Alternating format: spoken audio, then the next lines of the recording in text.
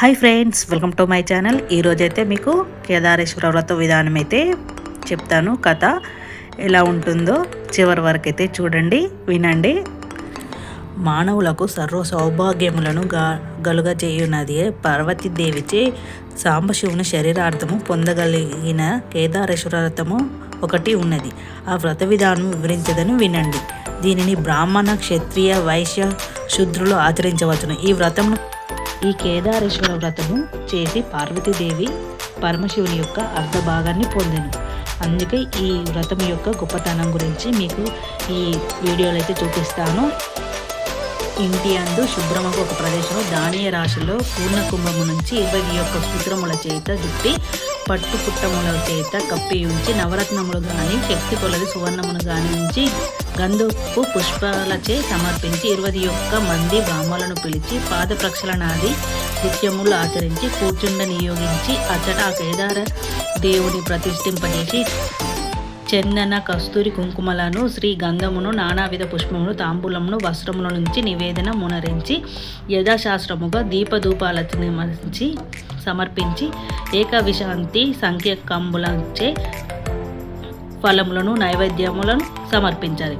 చక్కగా స్తోత్రము చేసి బ్రాహ్మణులకు యథాశక్తి దక్షిణలిచ్చి ఈశ్వరునికి మనస్సుతో నమస్కరించాలి. అలా నమస్కరించడంతో శివుడు ప్రసన్నుడై నీవు కోరిన కోరికలను, వరములను ఇస్తాడు.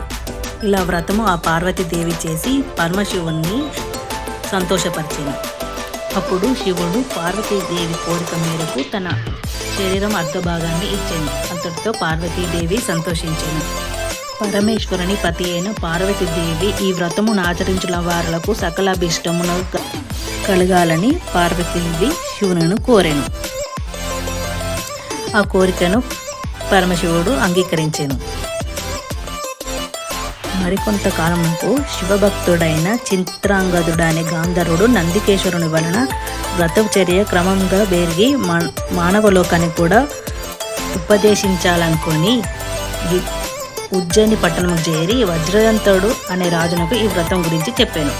ఆ రాజు ఆ వ్రతముని శ్రద్ధాభక్తులతో ఆచరించాను. ఈ వ్రతమును ఆచరించి సర్వభౌమాధికుడు అయ్యను. మరికొంతకాలమునకు ఆ పట్టణంలో ఉన్న వైష్ణవునకు పుణ్యవతియు భాగ్యవతియు 2 కుమార్తెలు కలిగిరి. వారిద్దరికి తండ్రి దగ్గర పోయి కేదారేశ్వర వ్రతము చేసుకుంటామని చెప్పాను. దానికి అతను మిక్కిలి సంతోషించాను. కానీ ఆ వ్రతమును కావలసిన సామాగ్రి నేను చేకూర్చలేనని, నేను మిక్కిలి దరిద్రుడని బాధపడ్డాడు. దానికి కాను ఆ 2 ఓ తండ్రి, నీ ఆజ్ఞే మాకు పరమదానము అని సెలవు తీసుకొని అక్కడి నుంచి వెళ్ళారు. అక్కడ ఒక వటవృక్షం కింద కూర్చొని శ్రద్ధాభక్తులతో పూజించారు. ఈశ్వరుడు వాళ్ళ భక్తికి మెచ్చి ఆ వ్రతము కావలసిన సామాగ్రిని చేకూర్చాను. అంతటా వారిలో చక్కగా వ్రతం ఆచరించడం వలన ఆ మహాదేవుడు సంతోషించి వారికి ఆయుర ఆరోగ్యాలు, అష్టైశ్వర్యాలు, దివ్య రూపము నొసగించి అదృశ్యమయ్యాను. పిమ్మట ఆ వ్రతం మహత్యము వలన ఉజ్జయిని పట్టణకు చెందిన రాజు పుణ్యవతియును చోళ భూపాలుడు భాగ్యవతిను పెళ్లి చేసుకునేను. ఆ 2 రాజులు పెళ్లి చేసుకోవడం వల్ల ఆ వైశ్యుడు ధన సమృద్ధి కలిగి సామ్రాజ్య సంపదను, పుత్రులను పొంది సుఖంగా ఉండేను. కొన్నాళ్ళ తర్వాత రెండవది అయిన భాగ్యవతి ఐశ్వర్య మదముతో కొంతకాలం ఆ వ్రతము విడిచెను. అందువలన భాగ్యహీనురాలై పుత్రుడి తోడ పెనిమిటి చేత వెళ్ళగొట్టబడింది. అడవిలో తిరిగి సంచారయుక్తురాలై ఒక బోయవాణిలో చేరెను. అచ్చట పుత్రుని చూచి, నాయన, నా అక్కయ్యగు పుణ్యవతి ఉజ్జయిని మహారాజును వివాహమాడినది. నీవు అచ్చటకు పోయి మన సంగతి తెలిపి మన బ్రతుకు తెరువుకై తగినంత ధనము తీసుకొని శీఘ్రముగా రమ్మన్నది. అంతటితో ఆ బాలుడు ఆ పట్టణంకు పోయి పెద్దల తల్లితో తన తల్లి యొక్క కష్టసుఖములను తెలిపి ఆ పుణ్యవతి దగ్గర అతనికి చేతికి విస్తారముగా ధనమునిచ్చాను. అంత అతడు ధనము తీసుకొని వచ్చుచుండగా మార్గము మధ్యలో సదృశ్యరూపుడైన ఆ దేవుని వలన ఆ ధనము అపహరించబడుతుంది. అతడు మరలా పెద్ద తల్లి దగ్గరికి వెళ్ళి జరిగిన విషయం అంతా వివరించి మరికొంత ధనమును సంగ్రహించుకొని వచ్చెను. ఆ ధనము కూడా గూఢాచారుల చేత అపహరించబడుతుంది. అంతటితో ఆ బాలునికి ఈశ్వరుడు సదృశుడై రూపంలో, ఓ చిన్నవాడా, వ్రతభ్రష్టులకు ఈ ధనము నిలవదు అని చెప్పాను. ఆ మాటలు విని విస్మయం చెందుతాడు. ఆ చిన్నవాడు మరల ముందు వలనే ఉజ్జయిని పట్టణంకు పోయి ఈశ్వరుడు చెప్పిన వృత్తాంతమంతా పెద్ద తల్లికి తెలుపగా ఆ పుణ్యవతి ఆలోచించి పుత్రుని చేత కేదారేశ్వర వ్రతము ఆచరింపజేసి తన చెల్లెలు కూడా ఆ వ్రతము ఆచరించినట్టులా చెప్పమని చెప్పి ధనము కూడా ఇచ్చి పంపాను.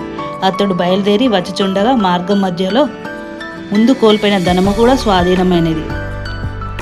స్వాధీనమైనదని సంతోషించి స్వర్వమును గ్రహించి కాంచీపట్టణమునకు ప్రవేశించే సమయంలో ఆ పిల్లవాడి తండ్రి ఎదుర్కొని ఆ బాలుని అతని తల్లిని కూడా వెంటబెట్టుకొని ఆ పట్టణంకు వెళ్ళాను. అంతటా ఆ కుమారుడు తల్లిదండ్రులతో కూడి సుఖంగా నుండాడు. పిమ్మట తల్లియగు భాగ్యవతి తండ్రియగు చోళరాజును ఇరువురు కలిసి ఆ వ్రతమును ఆచరించి సకల సంపదలను పొందు.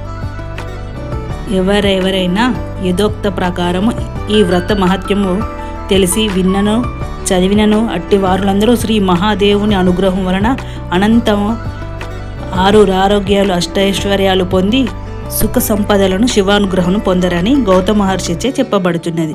ఇంతటితో ఈ కథ పూర్తయినది. ఈ కథ విన్న వాళ్ళకి చెప్పిన వాళ్ళకి సకల సౌభాగ్యాలు కలుగుతాయని ఈ వ్రతం యొక్క ఉద్దేశం. ఇంతటితో మా వ్రతం కూడా కంప్లీట్ అయింది. మేము దేవునికైతే హారతి ఇస్తున్నాము. ఇంటి ఆడబిడ్డలైతే ఇలా హారతి ఇస్తారు. కథ మొత్తం అయిపోయాక చూడండి, మేమైతే ఇలా మంగళహారతి పాడుకుంటూ హారతి అయితే ఇస్తాము ఇంటి ఆడబిడ్డలు.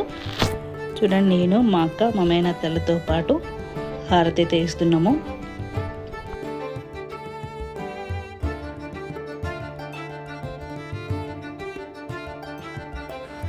వ్రతం మొత్తం అయిపోయాక మంగళహారతి కూడా అయిపోయాక దేవుని ముంగట 5 ఆకులు వేసి ఇలా అయితే పళ్ళలాగా పెడతాము. పసుపు అన్నము బెల్లపన్నం వేసి అందులో పెరుగు కాకరకాయ అండ్ వంకాయతో కలిపిన ఒక కర్రీ అయితే చేస్తారు బోనాలకి. అది కూడా అందులో వేస్తారు. గుమ్మడి కాయ కూడా వేస్తారు. ఆ కూరలో ఖచ్చితంగా గుమ్మడికాయ అయితే ఉండాలి. అలా పెట్టాక మార్నింగ్ నుంచి ఉన్న ఉపవాసం ఇంట్లో పెద్దవాళ్ళు ఆ పళ్ళతోని ఇడుస్తారు తిని. చూడండి, మా ఇంటి ముంగట్నైతే మేము ఇలా పువ్వులతో రంగులతో అలంకరించాము. మధ్యలో దీపాలు కూడా పెట్టాము. మా ఈ ముగ్గు దీపాలతో ఎలా ఉందో కామెంట్లో చెప్పండి.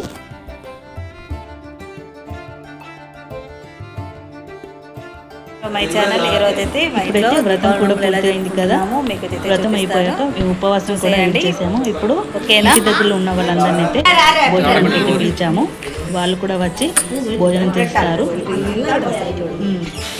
చూడండి, మా మేనత్తలు అయితే ఆడబిడ్డకి సపరేట్గా ఒక పడు పెడతారు కర్రీ అనేది. అది వాళ్ళే తినాలి. ఇప్పుడైతే ఇంట్లో వాళ్ళైతే ఒక పొద్దు అయితే ఇడుస్తున్నారు. మా డాడీ మా మమ్మీ వాళ్ళైతే ఖచ్చితంగా మార్నింగ్ నుంచి వెళ్ళి ఉపవాసం ఉంటారు. ఇప్పుడే ఆ పడి అనేది తిన్నాక అన్నం తింటారు. మేమైతే బెల్లపన్నం, పసుపు అన్నము, సాంబారు, చిక్కుడుకాయ ఫ్రై, వంకాయ ఫ్రై, ఆలు టమాటో కర్రీ అయితే వండాము. పెరుగు కూడా ఉంది. చూడండి, వీళ్ళైతే మేమైతే అందరం అయితే తింటాము. అందరం కలిసి పూజ అయ్యాక చాలా బాగా అనిపిస్తుంది. ఈ దీపావళి వచ్చిందంటే ఇంట్లో అందరూ ఇలా కలిసి అయితే అన్నం తింటాము. మాకైతే చాలా మంచిగా అనిపిస్తుంది. చూడండి, ఇంటి దగ్గర వాళ్ళు కూడా వచ్చారు. వాళ్ళకు కూడా భోజనాలు పెడుతున్నారు.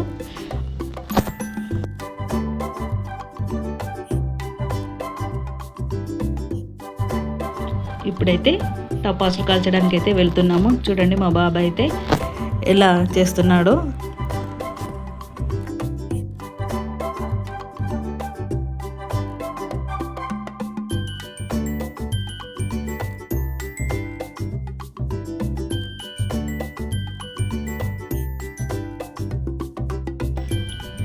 మా అక్క వాళ్ళు చిచ్చుబుడ్డ అయితే పేలుస్తున్నారు. చూసేయండి ఇక బాంబులు ఎలా కాల్స్తామో.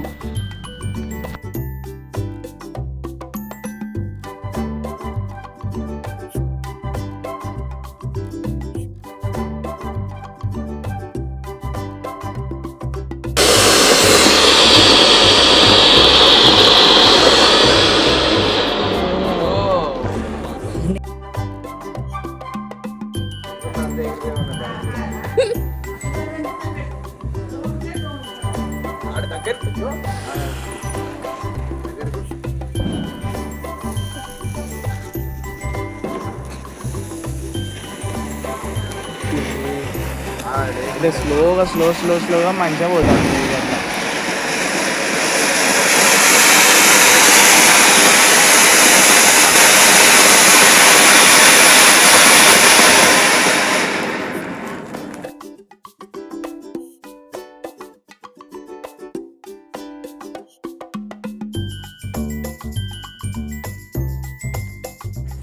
మీద పెట్టరా అయ్యో ఇలా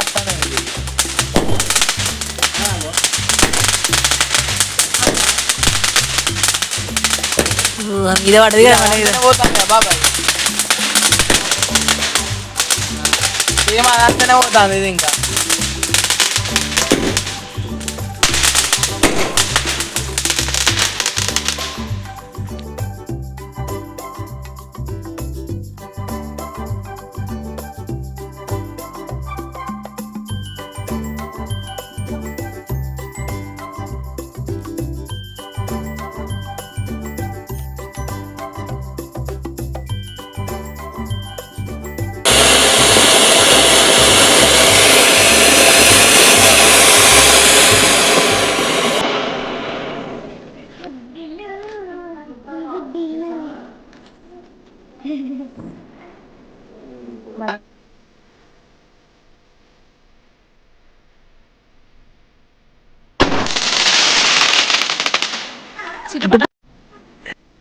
టపాసులు కాల్చి చాలా ఎంజాయ్ చేసాము. ఇప్పుడైతే దేవుని అయితే కొన్ని కార్యక్రమం అయితే జరుగుతుంది. ముందుగా ఇంటి పెద్దవాళ్ళు ఈ చాటలుట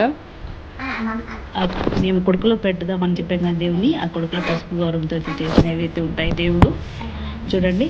ఇప్పుడు ఆ చాటనైతే ఎత్తుకుంటాము. ఫస్ట్ మా డాడీ మా మమ్మీకి ఎత్తుతాడు దేవుణ్ణి. ఇలా ఎత్తేటప్పుడైతే మేము అందులో ఉన్న దేవుని ఇలా అయితే అంటాము, నిన్ను నేను ఎత్తుకుంటాను, నువ్వు నన్ను ఎత్తుకో స్వామి, అంతా మంచిగా జరగాలని అయితే మొక్కుకొని ఇలా చేస్తాము 5 సార్లు. ఇంట్లో అందరికీ ఇలానే చేస్తాము.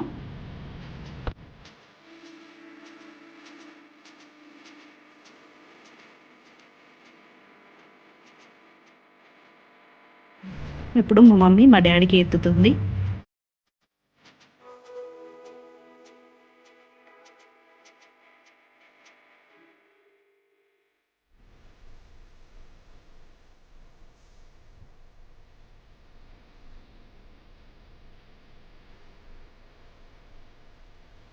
ఇప్పుడు బొట్టు పెట్టి మా తమ్మునికి ఎత్తుతుంది.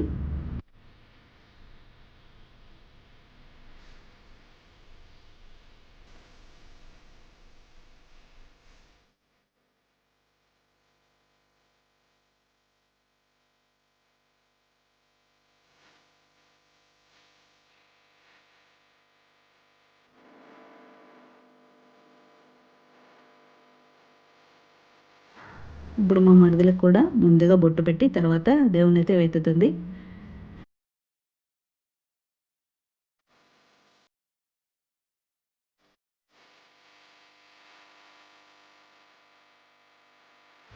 చూడండి మా రియా పాప కూడా దేవుని ఎలా ఎత్తుకుంటుందో, ఎంత క్యూట్గా ఉందో చూడండి.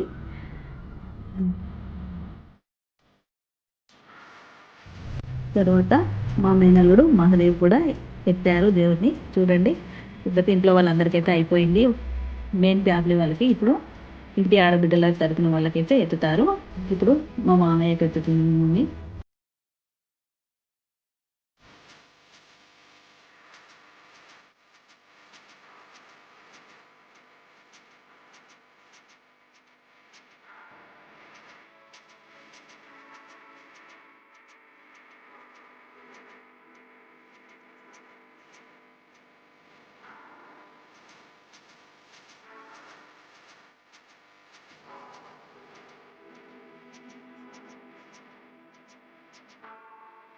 ఇప్పుడు మా అక్కకి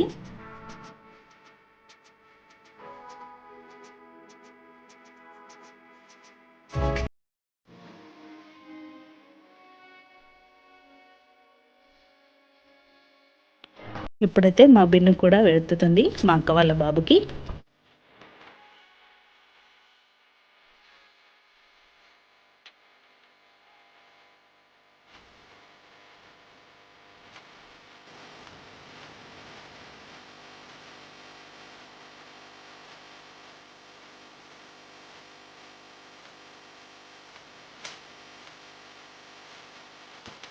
లాస్ట్కి నాకు కూడా అవుతుంది, నేను లాస్ట్ చిన్న చిన్న కుదిరిన కాబట్టి తర్వాత మా బాబాయ్ కూడా దేవుని అయితే ఎత్తుతుంది.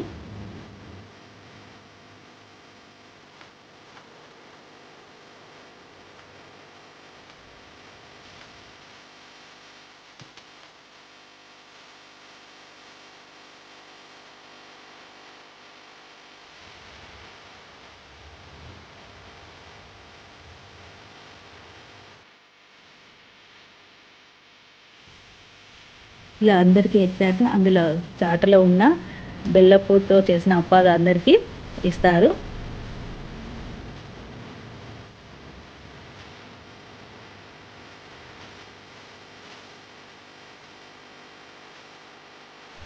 లాస్ట్కి నోము దారం అయితే కట్టుకోవడంతో ఈ వ్రతం అనేది అయిపోతుంది. చూడండి, ముందుగా మా డాడీకి కడుతుంది మా మమ్మీ, తర్వాత మా మమ్మీ కూడా కట్టుకుంది.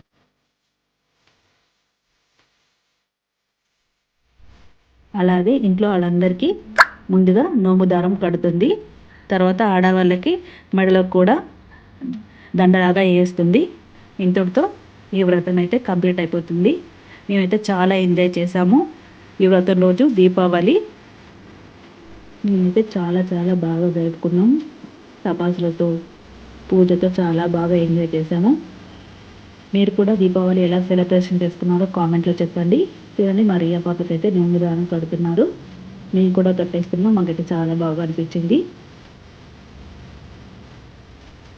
నేనైతే నోము దారం అయితే కట్టుకుంటున్నాను. వ్రతం అయితే కంప్లీట్ అయిపోయింది. మీకు ఈ వీడియో నచ్చినట్లయితే లైక్ చేయండి, కామెంట్ చేయండి. పార్ట్ 1 చూడాలనుకున్న వాళ్ళు మా ఛానల్ అయితే సబ్స్క్రైబ్ చేయడం మర్చిపోకండి. నెక్స్ట్ వీడియోతో మళ్ళీ కలుద్దాం. Thank you for watching.